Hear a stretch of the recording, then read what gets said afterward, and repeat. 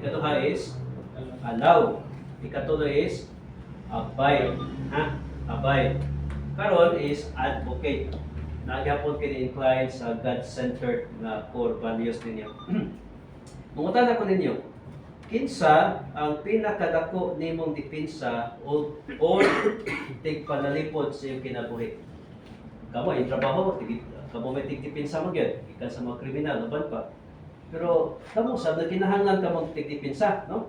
Matag usap nato kinahanglan mo depensa nato or kanang mga tao nga mo panalipod sa tuwa. Naba sa kinabuhi nga mo depensa ninyo every now and then pag na may mga problema, na mga kaso-kaso, nara. Kasi nakasoy din nga nagikaso na. I hope wala pa. Pero di ito malikaya na, no? Di malikaya na, nanay mga issues kinabuhi ato nga matupag kitang kaso tungkol kay usahay sa itong pagkatawhan, masaya po ta. Diha positin ang mga tigpadalipod nato, ang mga abogado, no?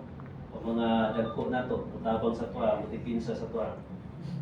Nasuyan pa ninyo nga adunay nitindog para nimo sa panahon nga gisaway ka, gisumbong ka, o nasayop ka, I believe na, no?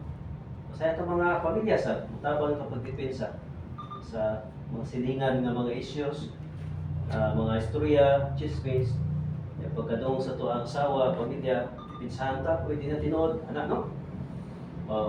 Ingon nga mga police officer, unsa ka importante nga ito ni mong testigo or mo dipinsa nimo.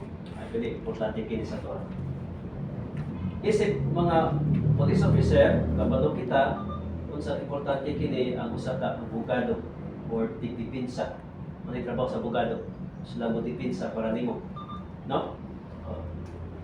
Bisan o guilty ka, pero sulayan gyud tigdipinsa nga mahimong awagi kaysa ana, no? May trabaho sa abogado. Sa korte, adunay motindog alang sa usa ka tawo aron ipakita og pagdepensa sa kaso.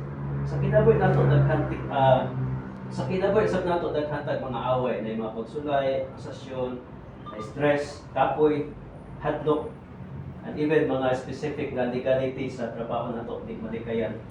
Usahay masayop ta, no? Usahay masayop ta, usahay mahuyang ta, usahay mabugatan ta sa serbisyo. Pero ang may balita, mao kini. Kung gidawat nimo si Jesus Christ ang kasing-kasing, kabiyahan sa Ginoo, ug siya na ang imuhang advocate. Si Jesus Christ mismo ang imong advocate, mo depensa para nimo sa tubangan sa amahan.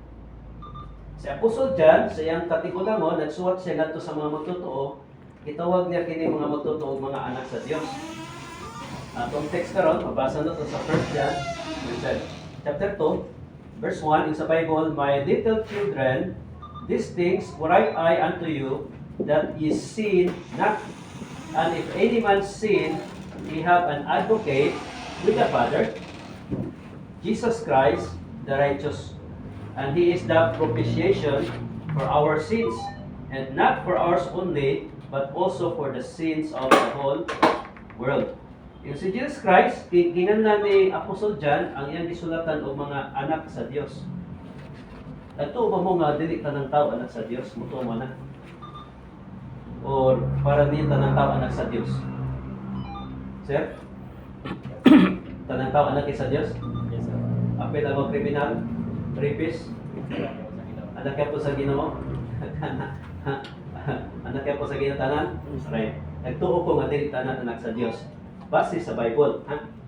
Adto na di usa ka butang kinahanglan nimo dawat buhaton para mahimo kang anak sa Dios.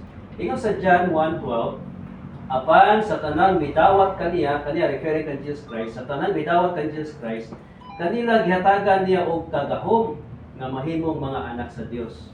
Sa to pa, di ka automatically mahimong anak sa Dios kung di na mo dawaton si Jesus Christ. Kay si Jesus Christ ang maghatag nimo og kagahom. Ang word nga kagahom, it means authority, katungod. Si Jesus Christ maghatag yung katungod na mahimo kang anak sa Dios. Actually, naik na ka pamaagi para mahimo kitang anak sa atong amahan. Una is through inborn, no? Natawo ta nga siya gyatong amahan. Ikaduha is through adoption, no? Legality, hindi ka mahimong anak niya bisan dili siya imong amahan gyud, pero mahimo kang anak niya kung i-adapon ka niya. Adapt. Pero, yung sa John 8 verse 44, nga kita anak ta sa yawa. Si Jesus Christ nagsulti ana, kamo iya sa imamahan, magyawa. Iliwat ka mo sa imamahan, mga pakakon. Ana, tinupan Jesus Christ. Babasa nimo sa John 8:44. So dili kita automatically mahimong anak sa Dios, kundi na tudawaton si Jesus Christ sa itong kasing-kasing. So kinabuhi. Muna na-realize ni si Romeo. Si Romeo, muna akong pwesto ni siya sa Danau. Muna akong teacher sa simbahan mo, sa school, sa Bible. Muna na-realize ka na ito. Yung realize na yung amahan, yawa. Muna ang iyahan na gidawat si Jesus Christ para mahimong sa anak sa Diyos. Diba sir? Basig, may natagat ni sir, no? Sa testimony sir?